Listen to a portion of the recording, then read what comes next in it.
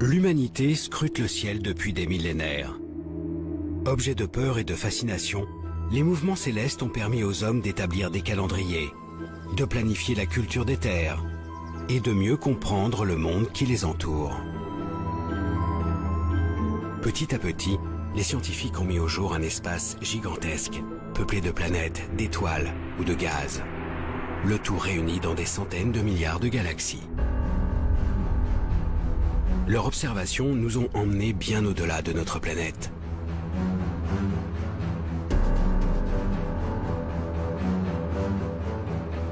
Pour dévoiler les secrets de ce nouveau monde, astrophysiciens et techniciens conçoivent des instruments capables de percevoir la moindre lueur, le moindre signal émis dans le ciel. Ils parviennent aujourd'hui à recréer sur Terre les phénomènes extrêmes qui agitent les confins du cosmos.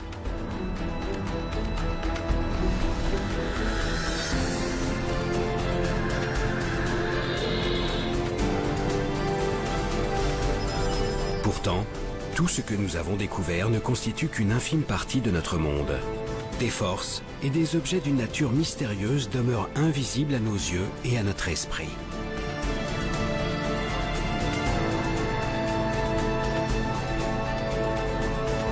Alors de quoi est réellement constitué notre univers? Quel mouvement l'anime en coulisses? Les scientifiques parviendront-ils à découvrir les lois qui guident son évolution? Partout à travers le globe, des nouveaux explorateurs du ciel partent à la recherche de ce monde encore invisible et tentent de lever le voile sur les secrets les plus intimes de l'univers.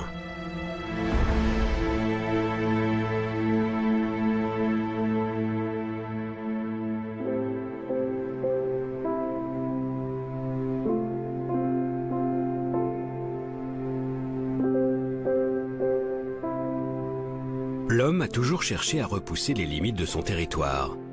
Il a arpenté la planète et exploré ses moindres recoins.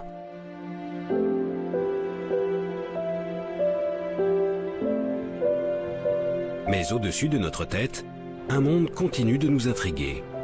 Siège de toutes les croyances, ce firmament qui défile sous nos yeux semble hors de portée.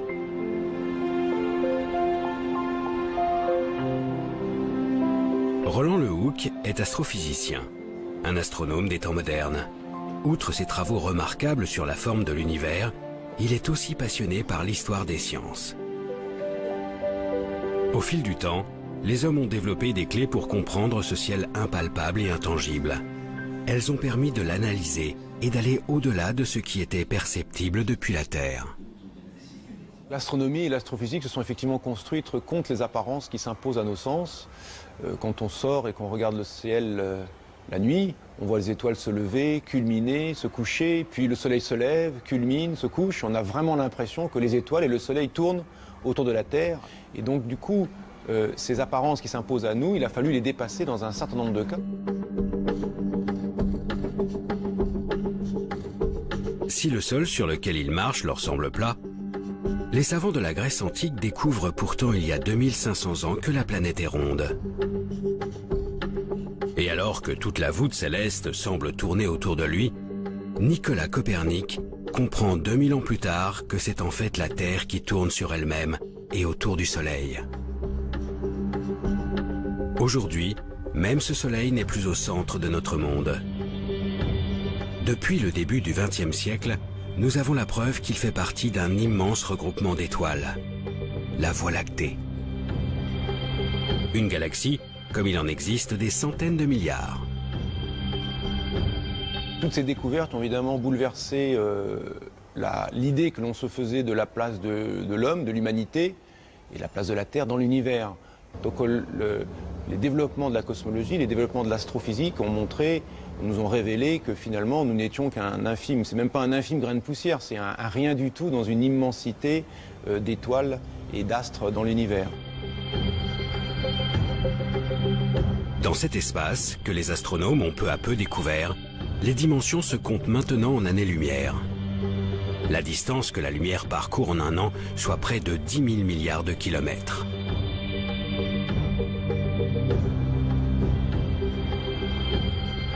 Depuis notre petite planète, nous commençons donc à entrevoir la réalité du monde. Une immensité qui donne le vertige. Pourtant, plus les scientifiques explorent l'univers, plus ils révèlent sa complexité.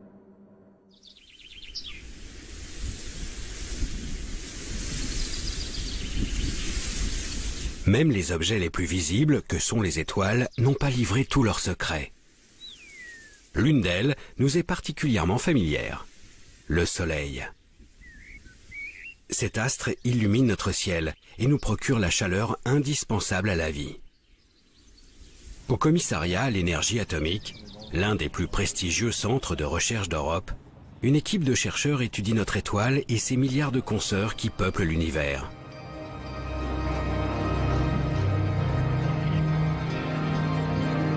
Grâce au réseau de télescopes et d'instruments de mesure disséminés sur Terre et dans l'espace, les scientifiques dissèquent ces astres, scrutent leurs moindres variations lumineuses et sondent les mouvements qui animent leur cœur.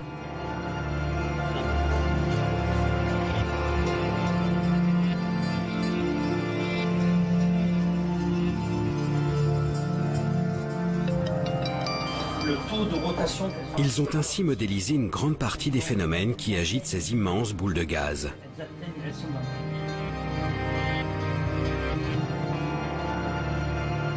Pourtant, les conditions de leur naissance leur échappent toujours. Pour élucider ce mystère, l'Agence spatiale européenne lance en 2009 le plus grand télescope jamais envoyé dans l'espace, le satellite Herschel. À son bord, un miroir de 3,50 m et une batterie d'instruments de précision refroidis à moins 270 degrés en permanence.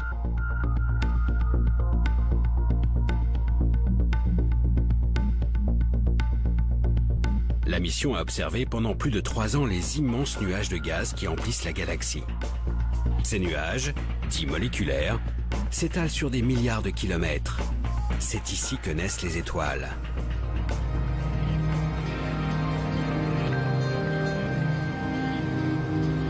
Coordinatrice d'un des programmes d'observation du télescope, Frédéric Mott travaille aussi au commissariat à l'énergie atomique. La grosse différence, c'est que là, on avait cartographié pour vraiment être proche de la main. Aujourd'hui, elle analyse les précieuses données fournies par le satellite. Herschel a permis de faire des grandes cartes du milieu moléculaire avec une très fine résolution, donc permettant d'observer à la fois la structure du nuage et les petits grumeaux de nuages qui vont former après les étoiles. C'est en fait la possibilité d'observer de manière simultanée ce qu'on appelle des proto-étoiles et la structure du nuage qui nous apporte énormément dans notre compréhension de la formation d'étoiles. Ça suffit déjà. Avec cadré, je vois. Super bulle ici. Grâce aux clichés pris par Herschel, les chercheurs ont ainsi été les témoins de l'apparition d'étoiles. Sous l'action de leur propre masse, ces grands nuages de gaz s'organisent en filaments et forment petit à petit des bulles de matière. Ces grumeaux finissent par s'effondrer sur eux-mêmes et créent de véritables brasiers de gaz. Ces points lumineux apparaissent clairement sur les images du télescope. Chacun de ces foyers donnera naissance à une colonie d'astres incandescents.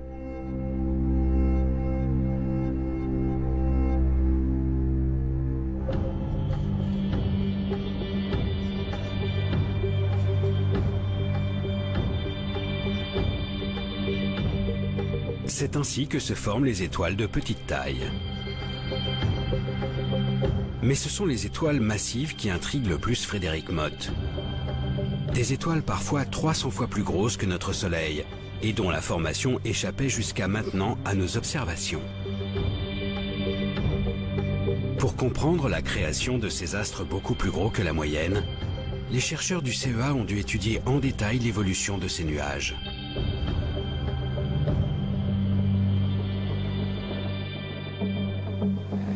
Notre résultat intéressant d'Herschel a été de s'apercevoir qu'il existait certaines zones, qui étaient souvent le centre des nuages moléculaires massifs, où on avait un enchevêtrement tel de filaments qu'on avait une convergence de matière à ces points-là, ce qui permettait de former non plus une petite collection d'objets de faible masse, d'étoiles de type solaire, mais plutôt une étoile très très massive, voire même plusieurs étoiles massives, et donc une population vraiment différente de ce que l'on connaissait jusque-là.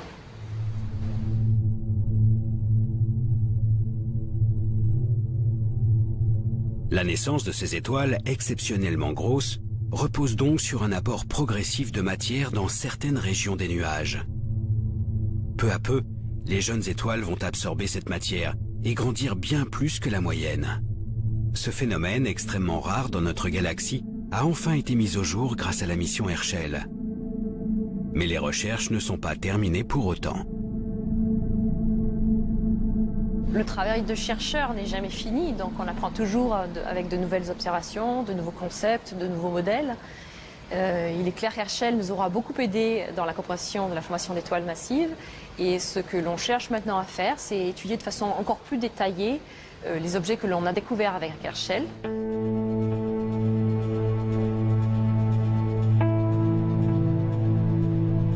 Les étoiles massives continuent de passionner la communauté scientifique. Car au-delà de leur naissance, leur comportement tout au long de leur vie reste très particulier. Bien plus brillants et chauds que le Soleil, ces astres brûlent leurs réserves de gaz exceptionnellement vite. Les réactions nucléaires sont si intenses qu'elles transforment l'hydrogène contenu à l'origine dans le nuage de gaz. Elles forment ainsi du carbone, de l'oxygène ou même du fer. Autant d'éléments qu'elles dispersent à leur mort, enrichissant l'univers de cette matière complexe qui constitue notre monde.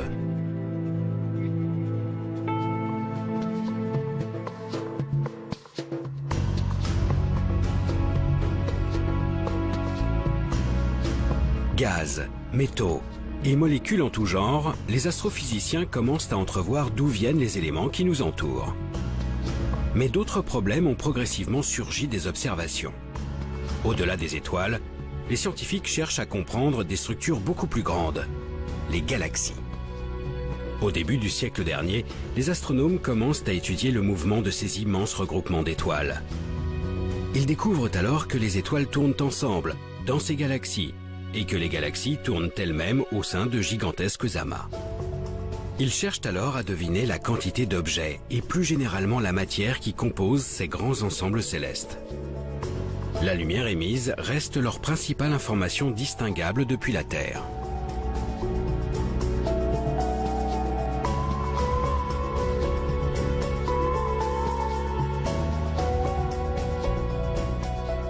Quand il y a beaucoup de lumière, il y a des étoiles. Quand il n'y a pas beaucoup de lumière, il y a moins d'étoiles. Vous voyez, je dis ça, disons, très grossièrement, mais l'idée est là. Là où il y a de la lumière, il y a de la masse, et l'on est capable de déduire combien il y a de masse derrière telle quantité de lumière. Cette pesée de la galaxie, ou cette pesée d'un amas de galaxies, permet de déduire la dynamique à laquelle on devrait s'attendre, la façon dont devraient bouger les unes par rapport aux autres les galaxies dans l'amas, ou les étoiles les unes par rapport aux autres dans la galaxie. Et l'on constate que la dynamique déduite de la pesée ne correspond pas à la dynamique mesurée directement par observation spectroscopique. Depuis le début du siècle, les scientifiques sont donc confrontés à des observations contradictoires. Que ce soit les étoiles au sein des galaxies ou les galaxies entre elles, tout semble tourner trop vite par rapport à la quantité de matière visible. Plus précisément, avec une telle vitesse et si peu de masse pour assurer la cohésion de l'ensemble, les étoiles devraient être éjectées de leur galaxie. Cet écart nous laisse sous-entendre que la pesée ne s'est pas bien faite. Il manque de la masse dans ce que l'on a déterminé.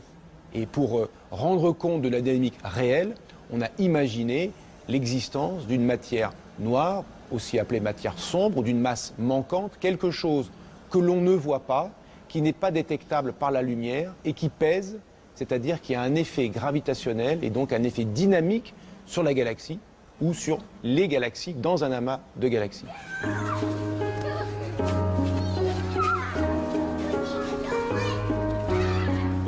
Malgré un siècle de vérification, les étoiles continuent de tourner trop vite. Tout se passe comme si une partie de la masse de l'univers était cachée. Une masse contenue dans une matière invisible et qui baignerait notre monde. Une matière différente de celle que nous connaissons.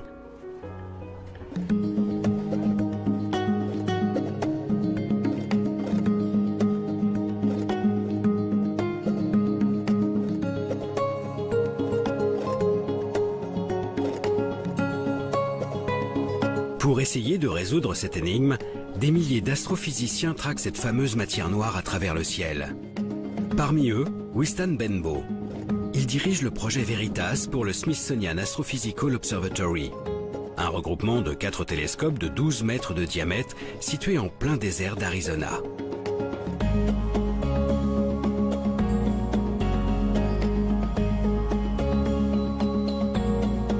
L'air y est suffisamment sec et la nuit suffisamment noire pour permettre les meilleures observations. Ici, l'astrophysicien s'est donc lancé à la recherche de l'inconnu.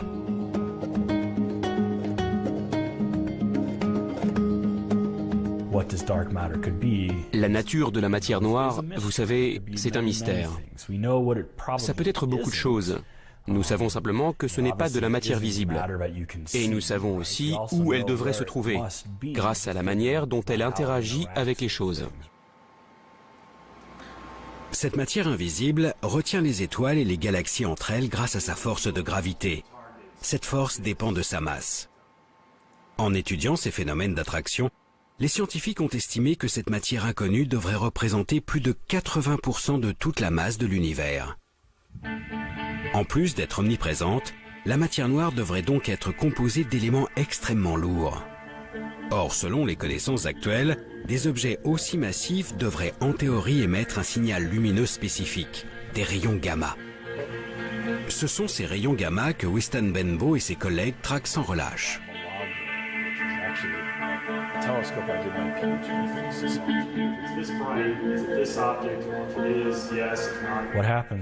Ce qui se passe, c'est que la matière noire interagit avec elle-même. Une particule de matière noire peut interagir avec une autre particule de matière noire et créer un rayon gamma. Ce signal gamma, que nous espérons détecter, sera probablement très faible. Donc nous cherchons un endroit où il y aurait beaucoup de matière noire qui interagirait avec elle-même pour produire beaucoup de rayons gamma. Certaines de ces régions pourraient être proches de nous, produire assez de gamma et donc être juste assez brillantes pour qu'on puisse les voir. Donc nous pointons nos télescopes sur ces régions et espérons détecter un signal gamma venant de ces objets.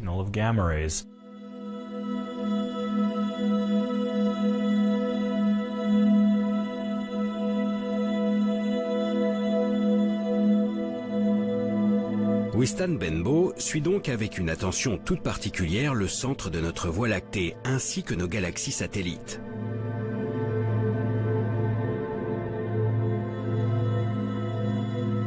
Si un rayonnement gamma est émis par la matière noire, il traversera l'atmosphère en émettant un flash bleuté.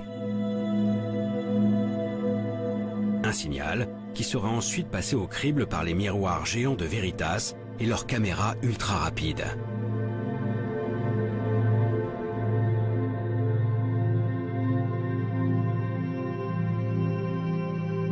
Pour le moment, aucun télescope n'a enregistré de telles manifestations.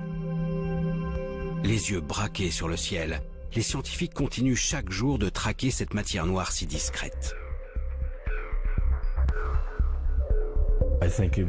Pour aller plus loin, il sera nécessaire de construire de plus grandes infrastructures. Il y a bien sûr des projets qui vont dans ce sens, mais nous aurons besoin de beaucoup plus de télescopes.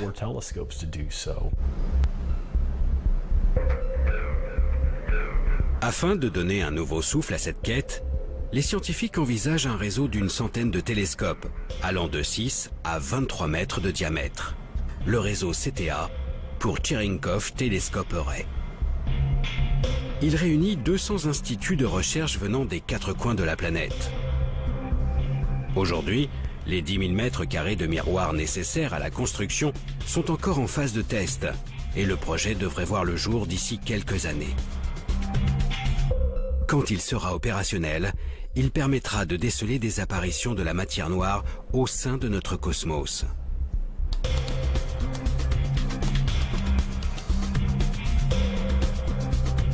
Pour l'instant, Cette absence totale de détection a de quoi perturber la communauté scientifique. Comment les chercheurs peuvent-ils passer à côté de 80% de toute la matière de notre monde? À moins que la solution ne se trouve beaucoup plus proche de nous.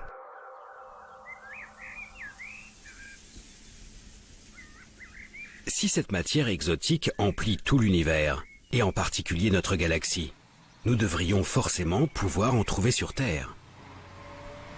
C'est le pari qu'a fait une équipe de chercheurs réunis au laboratoire souterrain de Modane.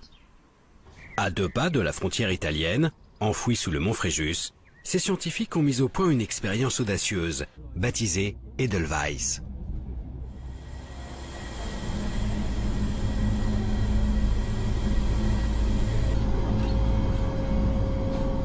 Le but, détecter directement les éléments qui composent la matière noire. Là, je suis embuté. Et tu l'as préparé. Depuis plus de 15 ans, le physicien Jules Gascon et ses collègues travaillent donc à la mise en place d'un super détecteur muni de 36 capteurs. Au centre de chacun d'eux, un minuscule cristal de germanium, composé de milliards d'atomes. Si une particule de matière noire vient percuter le noyau d'un seul de ces atomes, il sera déplacé. La température du cristal augmentera et produira un léger courant électrique. Ces indices permettront de caractériser la particule à l'origine de ce choc. Cependant, d'innombrables facteurs peuvent venir perturber ces mesures ultra-sensibles. Le problème, c'est que la nature n'est pas stable. Dans la nature, il y a toujours quelques noyaux qui sont instables dus à la radioactivité naturelle. Et cette radioactivité naturelle va bouleverser la vie de ces noyaux, les faire reculer, les faire bouger, ce qui donnerait donc des faux signaux de choc.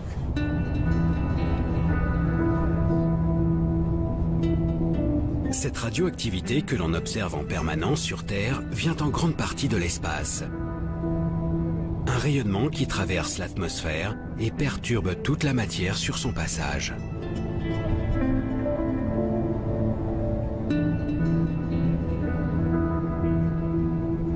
C'est donc pour se prémunir de ces rayons que l'expérience a été enterrée sous plus de 1700 mètres de roche.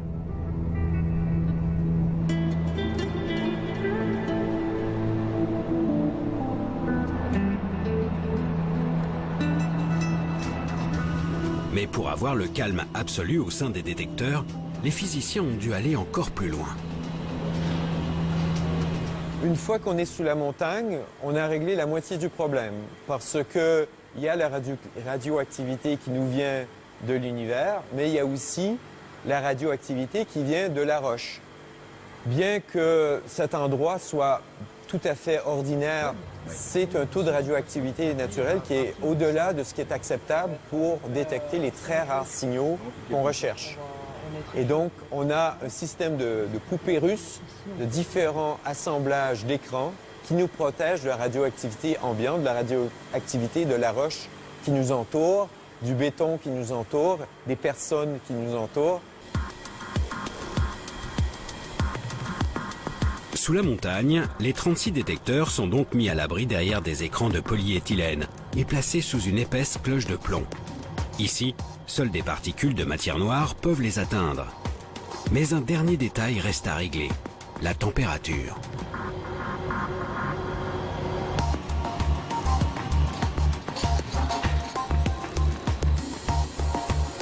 Afin de déceler la moindre de ces variations, tout le dispositif est refroidi à moins 273 degrés Celsius.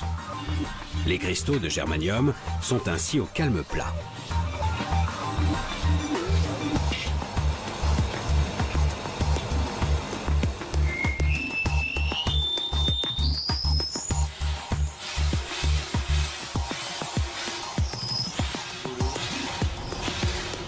Mais tout le restant du rhum, c'est bon. Depuis quelques mois, tout est en place. La prise de données a commencé. Chaque jour, Jules Gascon surveille de près le comportement de ses capteurs. contre, il n'y aura plus notre mascotte. Il faut que la réponse du détecteur soit parfaite, c'est-à-dire que pendant plusieurs années, en regardant 1 kilo de matière, donc l'équivalent d'un milliard de millions d'atomes, il n'y en a pas un seul qui doit bouger sans raison valable. Tu vois, il t'explique mon transfert pur. Il ne reste plus qu'à attendre qu'une particule de matière noire passe dans les filets d'Edelweiss. Selon les calculs des chercheurs, un tel événement ne pourrait se produire qu'une fois par an, dans le meilleur des cas. C'est une recherche de l'inconnu. C'est ce qui fait son charme de cette particule. C'est très intéressant de s'attaquer à ce qu'on ne connaît pas, mais le désavantage, c'est qu'on ne peut pas garantir que ça va marcher le lendemain ou dans une semaine ou dans un an. Dans l'espace ou sur notre planète, la matière noire n'a pas encore révélé son vrai visage. Les scientifiques ignorent toujours de quoi sont faits plus des 3/4 de la matière de l'univers. Un problème de taille dans notre compréhension du monde. Ce n'est pas une perturbation, ce n'est pas un petit supplément, c'est vraiment une quantité appréciable de matière de nature encore inconnue qu'il faut ajouter pour rendre compte de certains aspects dynamiques de notre univers. Et donc, évidemment, la découverte de cette matière sombre serait une découverte majeure dans la physique, notre matière ordinaire n'étant finalement que l'écume de l'ensemble de la matière de l'univers, ne représentant qu'une petite partie de l'ensemble de la matière de l'univers. Sans cette matière inconnue, l'univers ne tourne pas rond. Le mouvement des étoiles et des galaxies reste inexpliqué. Pourtant, la matière n'est pas l'unique clé de voûte de notre univers. En dehors de son contenu, des forces colossales animent le cosmos, à commencer par la gravitation, cette force qui nous attire vers la Terre. De manière plus générale, la gravité a structuré notre système solaire, notre galaxie et ses centaines de milliards de consoeurs. Les scientifiques estimaient donc qu'il s'agissait de la force dominante de l'univers. Mais une découverte changea la donne. Dans les années 30, les astronomes remarquent pour la première fois que toutes les galaxies distinguables semblent s'éloigner de nous.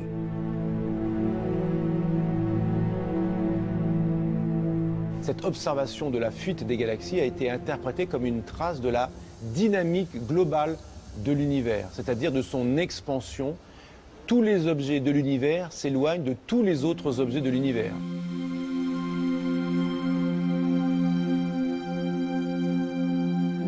L'espace grossit donc au fil du temps, et toutes les distances augmentent. Visiblement, l'attraction qu'exerce la force de gravité peine à retenir les structures du cosmos entre elles. Mais ce n'était que le premier coup porté à la gravitation.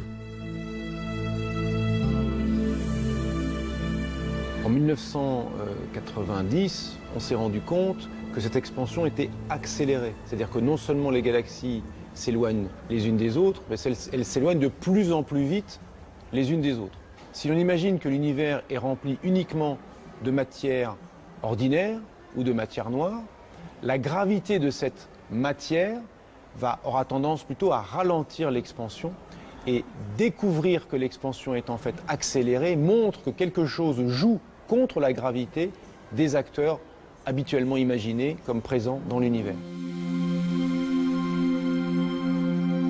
Cette découverte d'une expansion de l'univers sans cesse accélérée remet en cause la vision que les astrophysiciens ont de l'univers. Alors que la gravité semblait tout structurée, une force vient maintenant lutter contre elle. Un nouveau mystère pour les chercheurs qui y voient alors l'œuvre d'une énergie encore indétectable. Une énergie sombre, appelée aussi énergie du vide ou énergie noire. Cette énergie laisse les scientifiques encore plus perplexes que la matière noire. S'agit-il simplement d'une propriété de notre monde qui s'agrandit sans cesse sans raison ? Ou s'agit-il plutôt d'une substance qui baigne le cosmos et repousse ses limites? Les chercheurs n'en ont aucune idée. Pour le moment, ils se contentent de traquer son influence jusqu'aux zones les plus reculées de l'univers. François Boucher est cosmologue à l'Institut d'astrophysique de Paris. Il s'intéresse aux lois qui régissent l'espace à grande échelle en travaillant sur un objet bien particulier, la première lueur émise par l'univers. C'est la lumière qui nous vient du fond du ciel. Cette lumière, on regarde à une distance telle qu'il a fallu 13,8 milliards d'années à cette lumière pour nous parvenir. Et donc on est en train de regarder quelque chose qui est tellement loin que quand cette lumière a été émise, l'univers était dans un état très primitif. L'observation des lumières les plus lointaines permet aux scientifiques de remonter le temps. Typiquement, ce rayonnement du fond du ciel leur envoie une image de l'univers tel qu'il était il y a près de 14 milliards d'années. À cette époque, l'espace vient d'entrer dans une violente expansion, le Big Bang. Toute la matière et toute l'énergie actuelle sont alors contenues dans un volume infiniment plus petit. Au bout de 380 000 ans, sous l'effet de l'expansion, la lumière arrive enfin à s'extirper de la matière. Une lumière a priori identique en tout point du ciel, mais qui devrait en théorie présenter quelques infimes variations.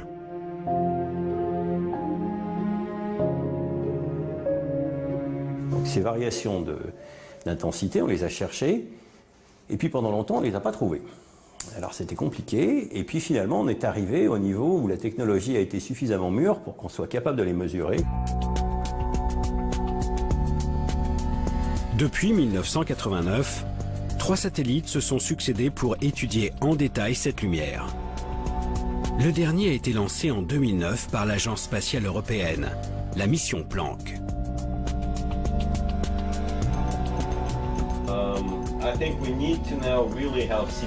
François Boucher est justement l'un des initiateurs de ce projet. Depuis des années, le cosmologue décortique les données fournies par le satellite. Ces images ont révélé avec une précision inégalée les différences de température dans cette lumière du fond du ciel. Seulement quelques millièmes de degrés pour les plus grands écarts. Des petites variations qui reflètent le contenu de l'univers à ses premiers instants. C'est comme l'empreinte des conditions à cette époque. L'empreinte au sens littéral, c'est-à-dire quand vous avez l'empreinte d'un animal disparu dans la boue, ça vous permet de reconstituer beaucoup de choses comme son poids et peut-être même d'envisager la manière dont il se déplaçait.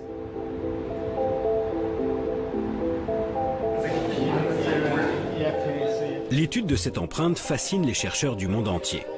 Elle permet d'estimer les proportions de matière noire, de matière ordinaire et surtout d'énergie sombre présente après le Big Bang, il y a 13,8 milliards d'années. En les comparant aux observations actuelles, les chercheurs retracent l'évolution de l'influence de l'énergie sombre au fil du temps.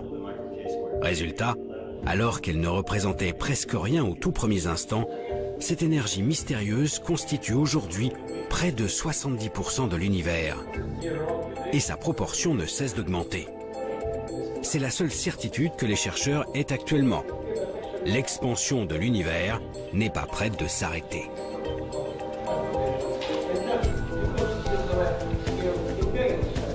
Si vous imaginez une enquête, on a juste vu une ombre.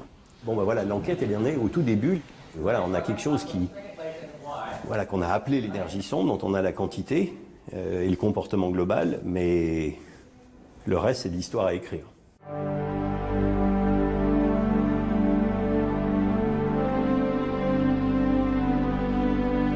Finalement, en écartant cette énergie énigmatique ainsi que la matière noire, les chercheurs se rendent compte qu'ils ne connaissent vraiment que 5% de la composition de l'univers.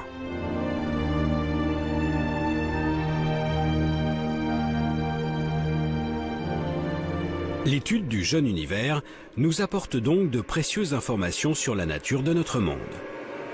Mais malgré le perfectionnement des techniques d'observation, cette première lumière émise par l'univers reste le signal le plus ancien que les chercheurs sont en mesure de capter.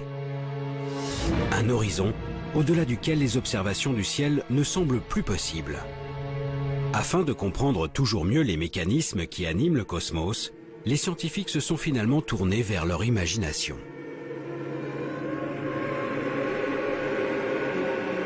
Le fait que l'univers soit en expansion permet de tirer une conséquence immédiate. En remontant le film de l'expansion, on s'est dit que dans le passé, lointain éventuellement, l'univers était plus dense et plus chaud qu'il n'est actuellement. Selon leurs calculs, les astrophysiciens estiment qu'à ses débuts, l'univers devait atteindre des températures 100 000 fois plus élevées que celles qui règnent au centre du Soleil. Des milliards de degrés. Pour comprendre les premiers instants de l'univers, il suffirait alors d'étudier le comportement de la matière à ces températures directement sur Terre.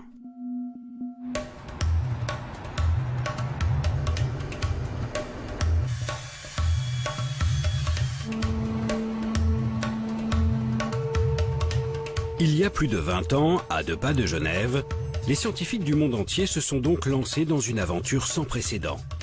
Construire la plus grande machine de tous les temps, le LHC.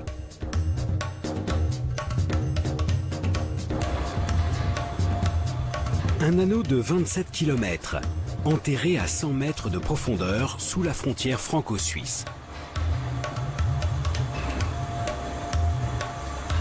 Le tout est jalonné de cavités mesurant des dizaines de mètres et qui accueillent les détecteurs les plus gros de la planète.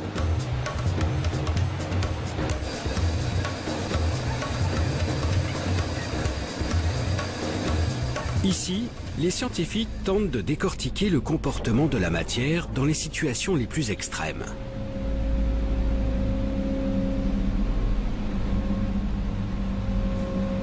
Depuis 2004, la chercheuse Gaëlle Boudoul travaille au sein de cette collaboration, réunissant des milliers de chercheurs et des dizaines de nationalités. Dans ce grand tunnel de 27 km, vous avez des particules dans un sens et des particules dans l'autre sens. Un peu comme une autoroute, où vous avez des voitures de chaque côté. Et à certains endroits, on les fait se percuter.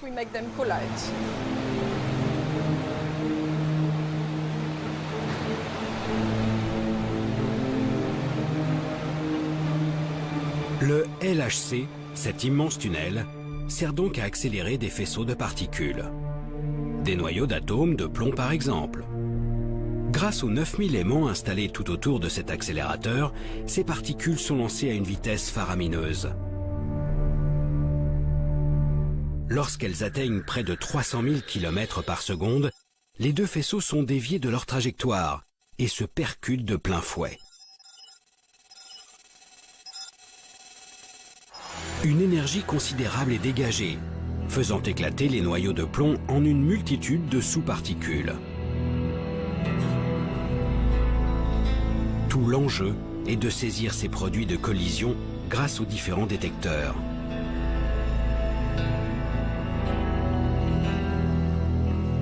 Gaëlle Boudoul s'occupe plus précisément de l'un d'eux, le CMS. Un géant de 12 500 tonnes mesurant 21 mètres de long, 15 mètres de haut et autant de large. Avec ses collègues, elle a conçu une partie des systèmes de détection qui englobent ces chocs de particules.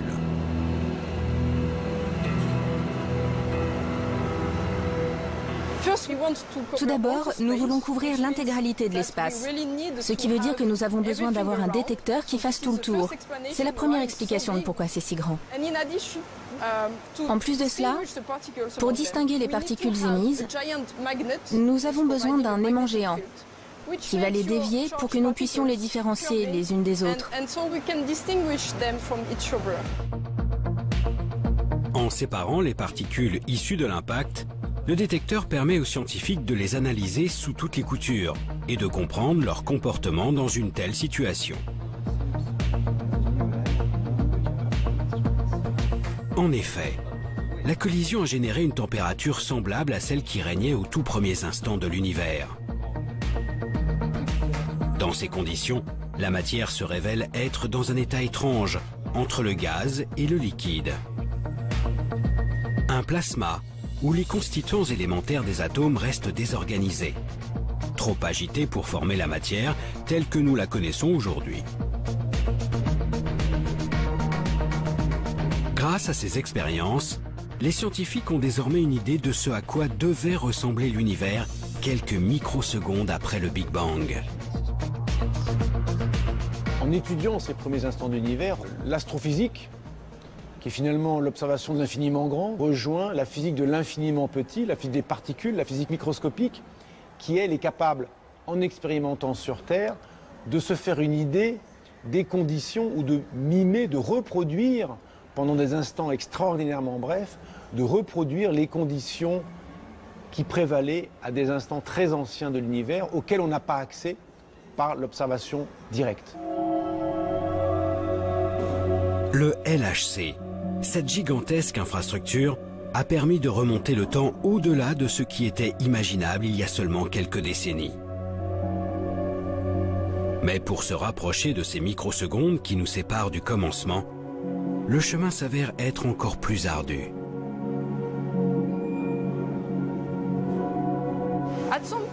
À partir d'un certain point, nos lois physiques ne sont plus valables. Nous pouvons toujours imaginer ce qu'il se passe. Il y a de nombreuses théories qui essayent de comprendre cela. La seule chose, c'est qu'on ne peut pas tester ces théories, parce que nous n'avons aucune expérience pour comprendre ce qu'on pourrait appeler le premier instant. Mais si vous revenez dans 20 ans, peut-être que nous aurons une meilleure idée.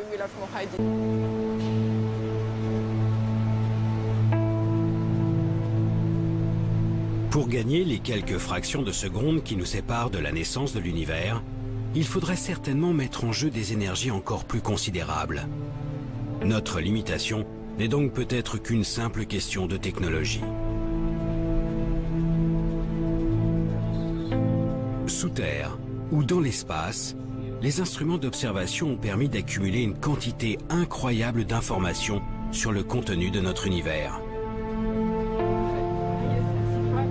À la lumière de toutes ces découvertes, les scientifiques tentent d'établir des modèles cosmologiques, des grandes lois pour décrire comment ces milliards d'objets interagissent entre eux. Pour démêler cette quantité vertigineuse de savoir, les chercheurs ont désormais recours à la simulation numérique. Ils reproduisent les phénomènes par voie informatique. Si vous voulez étudier le mouvement de plusieurs milliards d'étoiles dans une galaxie, impossible de faire ça évidemment à la main. La simulation numérique permet donc de traiter de la dynamique d'une galaxie, ou d'une dynamique de galaxie dans un amas de galaxies, ou même de la dynamique d'une portion d'univers, et de la traiter dans un grand détail, de sorte que l'on puisse, en jouant sur les paramètres, essayer de mimer, de reproduire ce que l'on observe.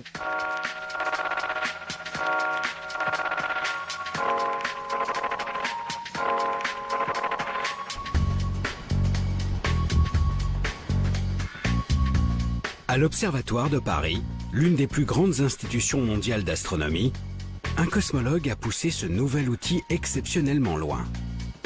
Jean-Michel Halimi a réalisé une simulation de la totalité de l'univers connu, le projet Deus. Son but, comprendre la formation de notre monde depuis la première lueur, il y a 13,8 milliards d'années jusqu'à nos jours.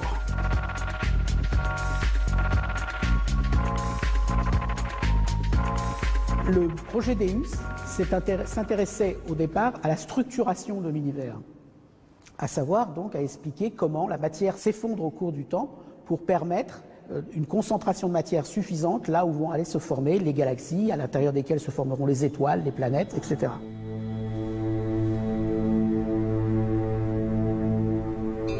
Afin de réaliser cette simulation inédite, Jean-Michel Halimi a dû prendre en compte l'ensemble des observations menées jusqu'à ce jour. Les objets visibles recensés, mais aussi bien sûr les effets de la matière noire et de l'énergie sombre. Et cela à toutes les époques de l'univers.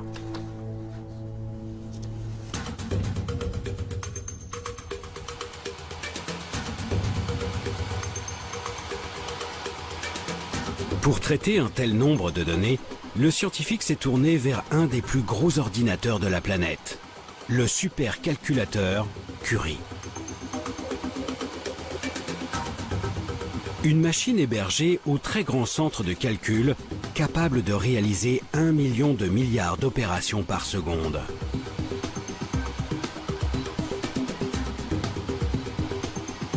Le projet a nécessité 30 millions d'heures de calcul, répartis sur les 80 000 processeurs de cet ordinateur hors norme.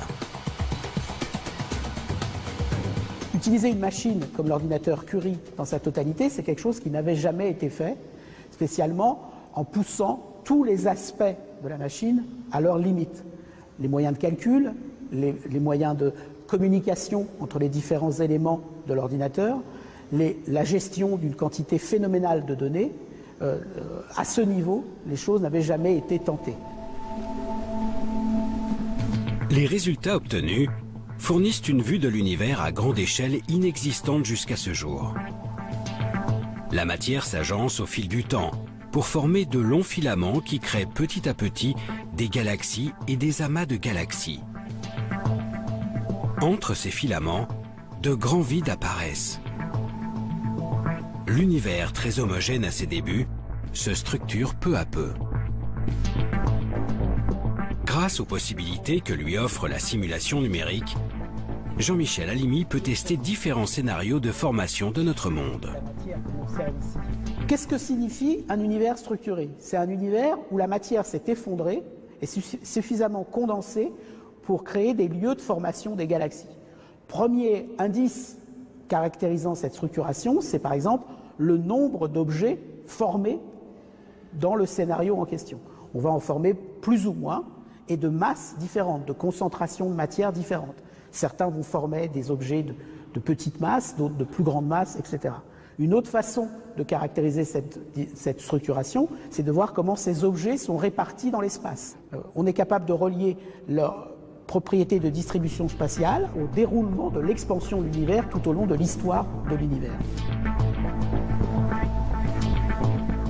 D'une simulation à l'autre, le cosmologue fait varier des paramètres, comme la quantité de matière noire ou l'influence de l'énergie sombre.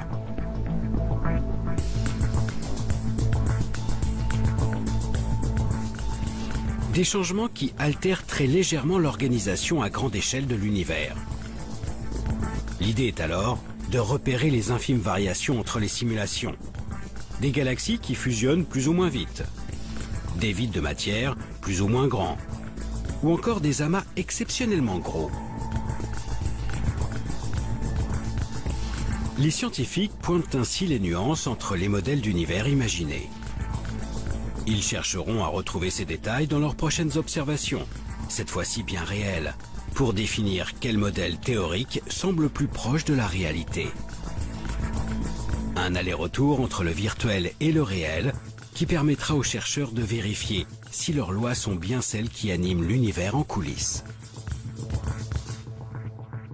La recherche en cosmologie, et spécialement en cosmologie numérique, ne fait pas de nous des créateurs d'univers, mais des inventeurs d'univers. Effectivement, en modifiant les conditions physiques, nous réalisons des univers différents. Nous inventons des univers différents. Mais nous ne le faisons pas n'importe comment. Nous cherchons, à travers tous ces univers, celui qui serait susceptible de nous expliquer la vraie nature de notre univers, son origine, sa formation, son évolution.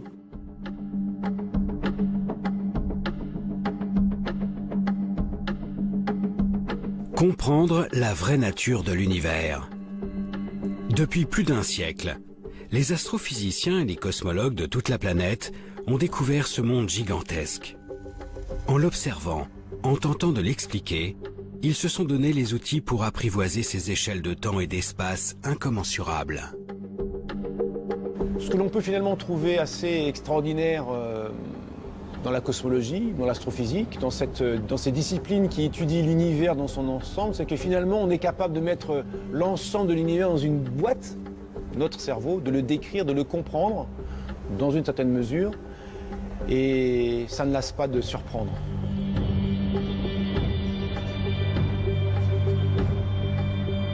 On a réussi à développer un cadre qui permet de rendre compte finalement de manière assez économique d'un nombre absolument incroyable de faits. Maintenant, ça ne veut pas dire que cette histoire est figée, bien sûr que non. Il y a plein de zones d'ombre, il y a plein de choses qu'on ne comprend pas, et donc ça veut dire qu'on a encore plein de travail.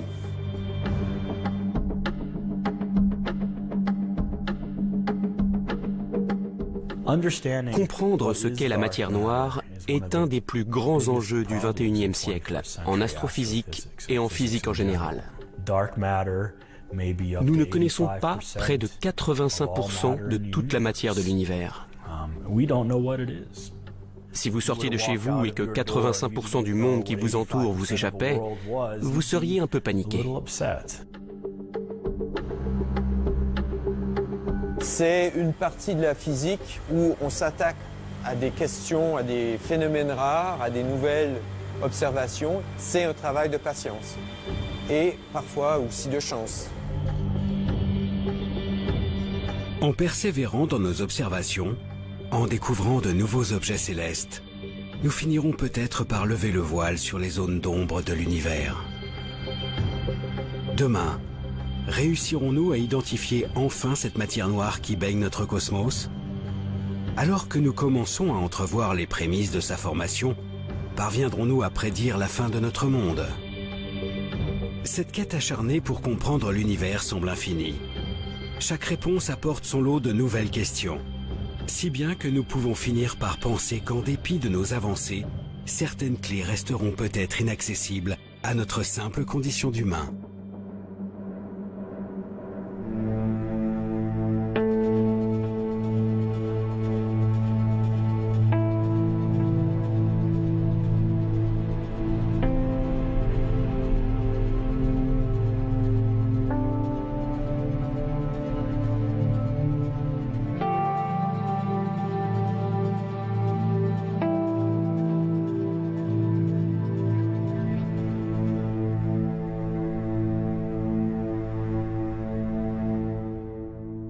Mouvements qui animent leur cœur.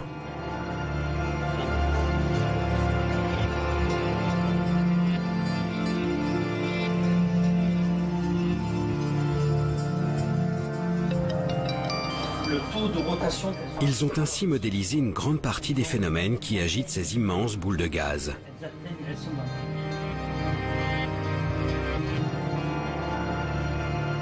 Pourtant, les conditions de leur naissance leur échappent toujours. Pour élucider ce mystère, l'Agence spatiale européenne lance en 2009 le plus grand télescope jamais envoyé dans l'espace, le satellite Herschel. À son bord, un miroir de 3,50 m et une batterie d'instruments de précision refroidis à moins 270 degrés en permanence.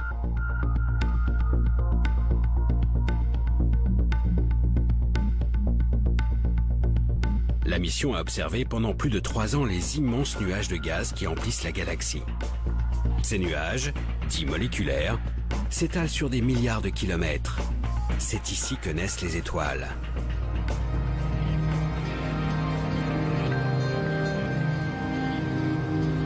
Coordinatrice d'un des programmes d'observation du télescope, Frédérique Mott travaille aussi au commissariat à l'énergie atomique.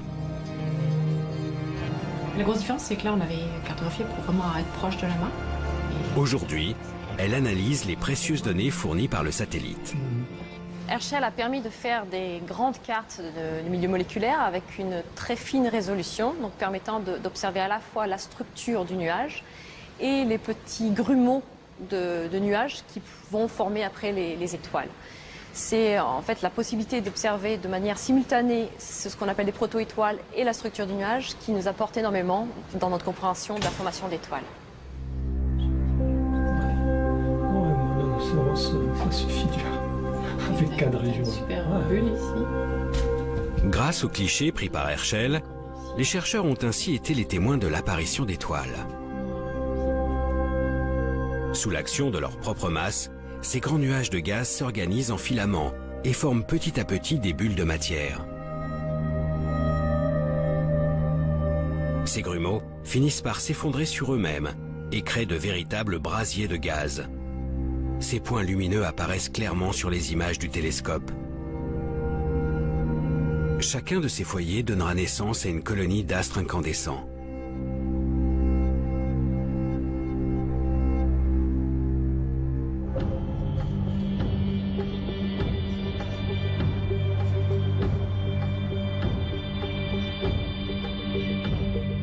C'est ainsi que se forment les étoiles de petite taille. Mais ce sont les étoiles massives qui intriguent le plus Frédérique Mott. Des étoiles parfois 300 fois plus grosses que notre Soleil et dont la formation échappait jusqu'à maintenant à nos observations. Pour comprendre la création de ces astres beaucoup plus gros que la moyenne, les chercheurs du CEA ont dû étudier en détail l'évolution de ces nuages.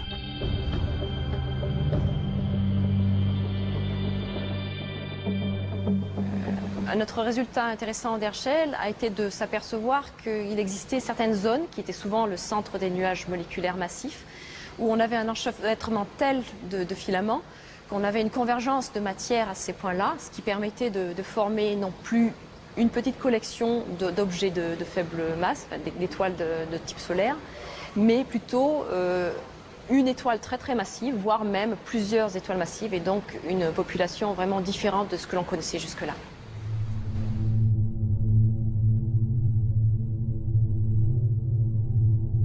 La naissance de ces étoiles exceptionnellement grosses repose donc sur un apport progressif de matière dans certaines régions des nuages. Peu à peu, les jeunes étoiles vont absorber cette matière et grandir bien plus que la moyenne. Ce phénomène extrêmement rare dans notre galaxie a enfin été mis au jour grâce à la mission Herschel. Mais les recherches ne sont pas terminées pour autant. Le travail de chercheur n'est jamais fini, donc on apprend toujours avec de nouvelles observations, de nouveaux concepts, de nouveaux modèles.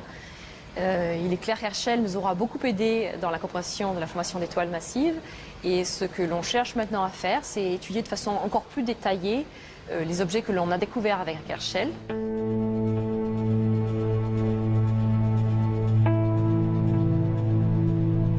Les étoiles massives continuent de passionner la communauté scientifique. Car au-delà de leur naissance, leur comportement tout au long de leur vie reste très particulier. Bien plus brillants et chauds que le Soleil, ces astres brûlent leurs réserves de gaz exceptionnellement vite. Les réactions nucléaires sont si intenses qu'elles transforment l'hydrogène contenu à l'origine dans le nuage de gaz. Elles forment ainsi du carbone, de l'oxygène ou même du fer. Autant d'éléments qu'elles dispersent à leur mort, enrichissant l'univers de cette matière complexe qui constitue notre monde.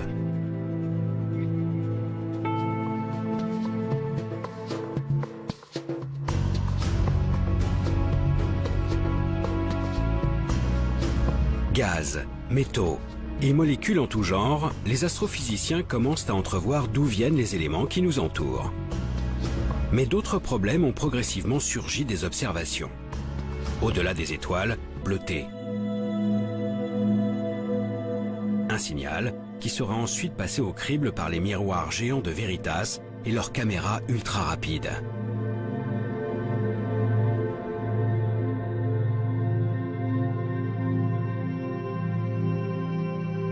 Pour le moment, aucun télescope n'a enregistré de telles manifestations. Les yeux braqués sur le ciel, les scientifiques continuent chaque jour de traquer cette matière noire si discrète.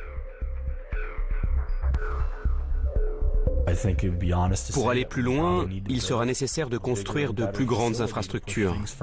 Il y a bien sûr des projets qui vont dans ce sens, mais nous aurons besoin de beaucoup plus de télescopes.